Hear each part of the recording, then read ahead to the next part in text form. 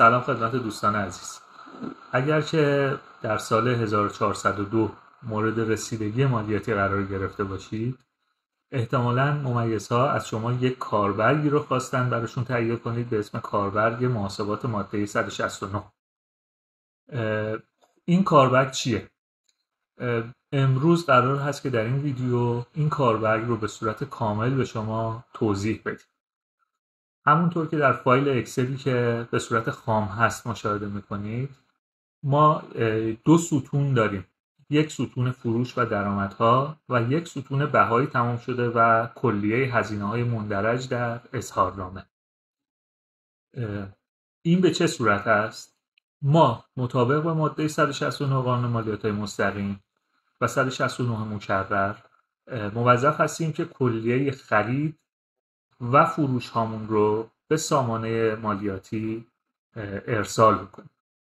حالا از این خرید و فروش ها یک سری موارد مطابق با دستورالعمل‌های سازمان مالیاتی نیاز به ارسال نداره، که در قسمت فروش هامون مواردی مثل سود بانکی، سود سهام، فروش سهام و حق و عضویت ها نیاز به ارسال ندارن. در قسمت خریدها هم مواردی مثل هزینه حقوق و بیمه که خودش جداگانه در سامانه مالیات حقوق ارسال میشه، خرید اوراق بهادار، کارمزدهای بانکی، شارژ، استهلاک و اجاره که اجاره هم مثل هزینه حقوق جداگانه در سامانه 169 ارسال میشه، نیازی به ارسال در سامانه معاملات فصلی و یا سامانه معدیان که از در واقع زمستان 1402 اجباری شده نداره.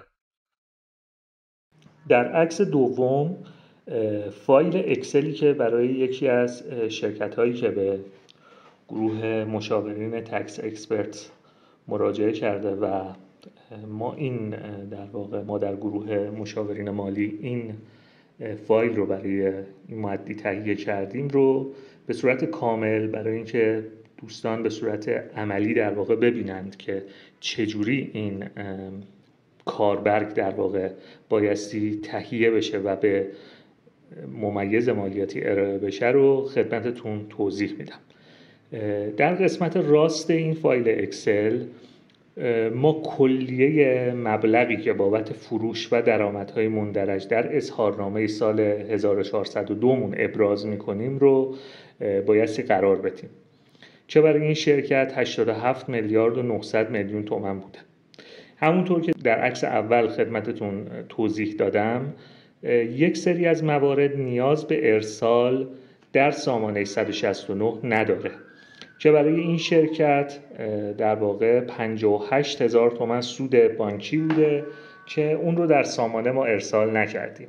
تفاضل این 87 میلیارد و 900 و 58,000 تومان مبلغی است که ما طی 4 دوره در واقع گزارشات فصلی و سامانه معدیان بایستی به سازمان مالیاتی ارسال کنیم که ما مغایرتی بابت ارسال گزارشات فصلیمون با مبلغ ابرازیمون در اظهارنامه مالیاتی نداشته باشیم. خب همونطور که در این عکس مشاهده می‌فرمایید، این شرکت طی 5 رکورد گزارش‌های فصلیش رو در سامانه 169 ارسال کرده که مبالغ فروش مندرج در این گزارش‌ها مشخص هست. در قسمت پایین این عکس یک عنوانی هست به نام سامانه معدیان.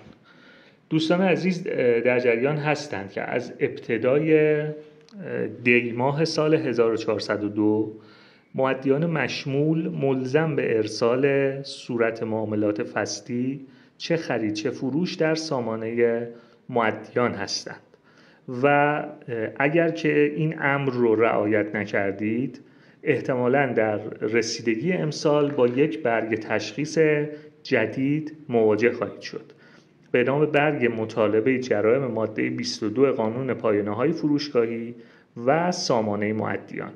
این برگ تشخیص از ابتدای سال 1402 و در رسیدگی 1402 هستش. در سنوات قبل یعنی از 1402 به قبل ما همچین برگ تشخیصی نداشتیم و میزان مبلغی که شما خارج از سامانه مؤدیان رد بکنید جریمه در واقع عدم ارسال به سامانه خواهد بود و این برگ تشخیص رو باهاش مواجه خواهید شد. مبلغ ارسالی در سامانه مؤدیان و رکوردهای ارسالی در سامانه قدیم 169 مجموعشون بایستی با فروش ابرازی ما در اظهارنامه و ارزش افزوده یکسان باشه. در غیر این صورت مشمول جرائم ماده 169 خواهیم شد که 1% از این مبلغ رو در برگ تشخیص 169 در صورتی که مغایرت باشه برای ما به عنوان جریمه لحاظ خواهند کرد. بخشودگی این برگ تشخیص هم به این صورت خواهد بود که شما اعدادی که ابراز نکردید رو بایستی در سامانه ارسال بفرمایید و بعد از اون درخواست بخشودگی بدهید و حالا ممیز به هر میزانی که میتونه، معمولا 80% بخشودگی رو لحاظ خواهد کرد.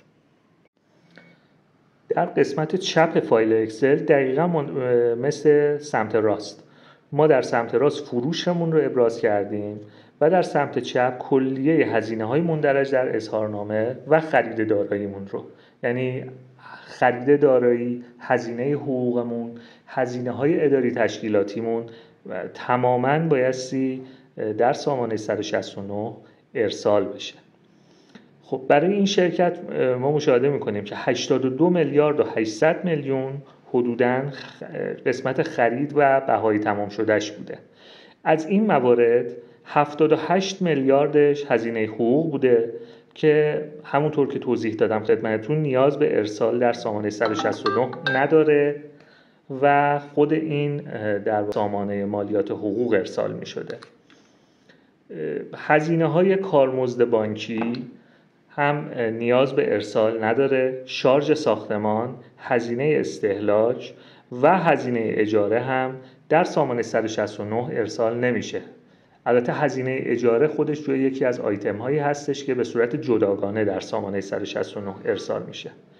مطابق سمت راست، سمت چپ هم هزینه های ما پس از کسر مواردی که نیاز به ارسال در سامانه 169 نیست بایستی به صورت جداگانه طی فصول مختلف به سازمان مالیاتی ارائه بشه که برای همین مؤدی که در واقع ما این فایل اکسل رو براش تهیه کردیم طی 4 فصل همونطور که مشاهده می‌فرمایید در این عکس این مبالغ در واقع به سایت سازمان مالیاتی در سامانه 169 ارسال شده و این مؤدی در واقع نه برای خریدش نه برای فروشش هیچ گونه مغایرتی نداشته که خدا رو شکر هیچ برگ تشخیصی هم براش صادر نشده. حالا با توجه به این فایل اکسلی که ما برای این دوستان تهیه کردیم کاملا مورد تایید ممیز قرار گرفت و برگ تشخیص